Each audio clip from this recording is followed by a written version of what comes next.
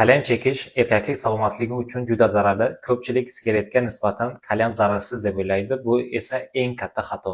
Kalyan chekishning bir seansi siz nafas olayotgan tutun bitta dudlagan sigaretdan 100-200 barobar ko'pdir. Kalyan tutunining tarkibida kanserogen, og'ir metallar va oksid karbon mavjud bo'lib, ular nafaqat erektilniy disfunksiya, ya'ni erkaklik zaifligiga olib keladi, balki saraton kasalliklariga ham olib kelishi mumkin.